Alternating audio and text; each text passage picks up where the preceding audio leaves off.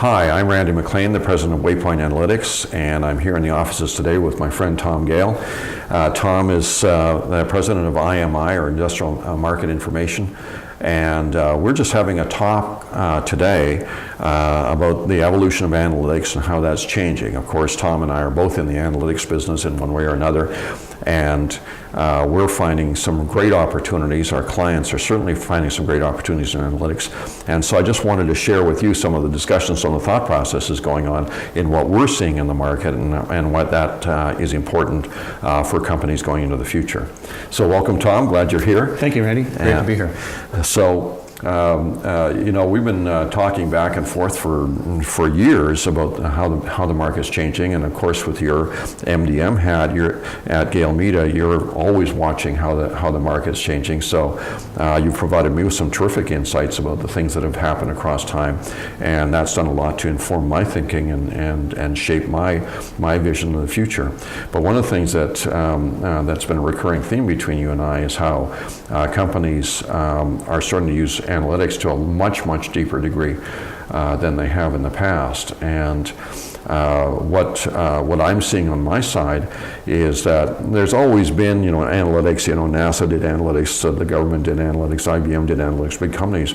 But now the computing horsepower is coming down, and the availability of information is getting to the point where people can get much deeper insights into where they operate. And we're seeing companies all the way down to the base level that are starting to use analytics to shape their thinking and to set their priorities and plans so that they can get the best return on their limited resources.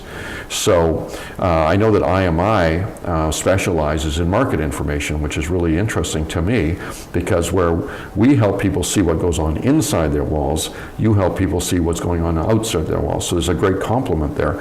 And so I'm fascinated by what IMI is doing on the market side, on the outside the wall side. So tell us a little bit more about what IMI does there and what kind of information they're getting that's outside the boundaries of the company. Sure, thank you. So I bought IMI 3 years ago for a very specific reason, and that is over the 25 years that I've been working with distribution companies and analyzing the different specific sectors within wholesale distribution. There's been this real evolution of analytics and adoption of analytics, and particularly in the 90s it was very much focused, well, first on the ISO 9000 and quality process improvement. Yes. Inventory management, certainly the days of Gordon Graham and his impact on the industry from the 1970s, 80s, and there were some others who really contributed to the overall sophistication and adoption of analytics in terms of the operational aspects of distribution. What we've seen in the last 10 years as the industry has matured, you've gotten more professional management coming into the industry, and in terms of private equity coming in as well. And what we've really seen is that it's no longer a nice to have skill. You have to have an analytics skill to really move your company forward. The final frontier on that, in my mind, is really market analytics. Certainly what we've seen in the last 10 years is companies develop in terms of pricing analytics, and particularly with the great value that WayPoint Analytics has brought to the industry with profitability analytics. I really believe that the final frontier is really in the sales and marketing analytics, and that's where we're starting to get a lot of what you're hearing about big data and being able to really digest and process a lot of information. There's both quantitative and qualitative aspects to that are huge.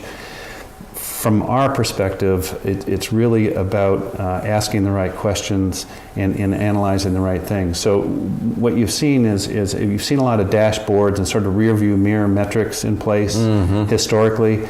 What your company's doing and several other companies out there and what we're doing is really much more about predictive analytics. It's the next stage. You know, in my mind, the next leap after that is into big data from the standpoint of being able to, as an example, being able to analyze huge amounts of data, social media data, and being able to pattern and bring in some of that analytics and huge, at a whole different scale.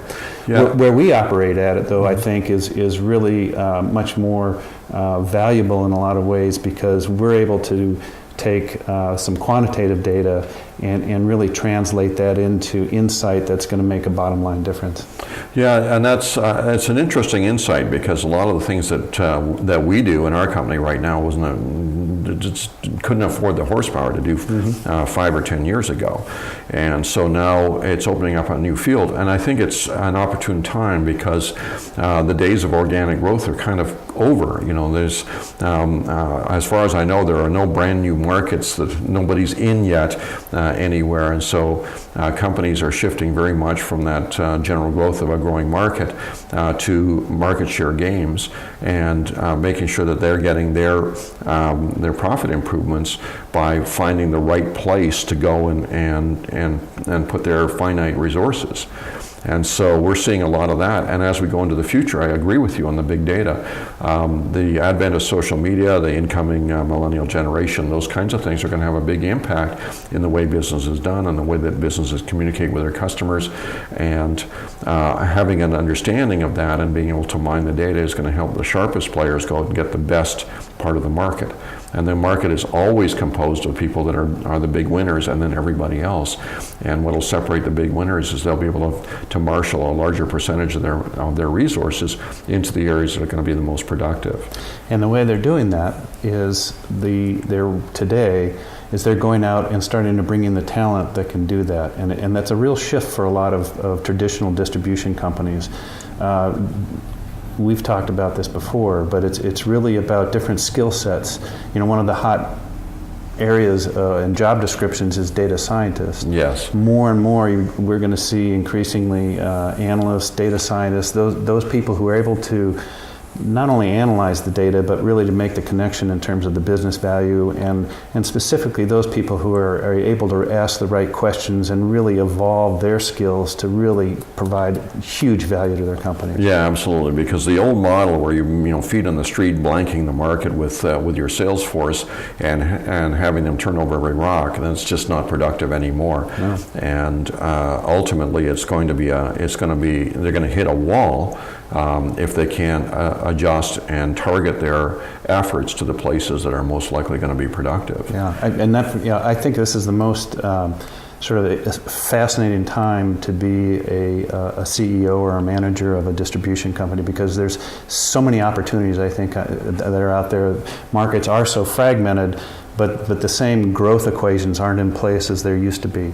So absolutely, the skill sets, the ability to analyze and then really leverage that data and translate it into growth is a critical skill going forward. Yeah, and I couldn't have said that better. Frankly, that's maybe the best point of all. There are tremendous opportunities right now, not for people that basically can put more energy into it, but for people that can target their energy better. Mm-hmm. And the first people to adopt the new models basically have open territory to go out and be able to repeat what happened a couple of decades ago when the business was growing. The first people are in and able to mine the digital, cyberspace and digital connection to the customers and the new generation and the new business models that are much more oriented towards the logistical connection between companies and their customers are going to be the people that put a lot of daylight between themselves and the competition. And that's all going to be driven by the information, so they know exactly where to put their energies to do that. Yeah. So you're right, there's going to be a new generation and different thinking coming in. One barrier, and I think you've seen this very much as well, because you take a look at every day at huge amounts of sales data and historic sales data.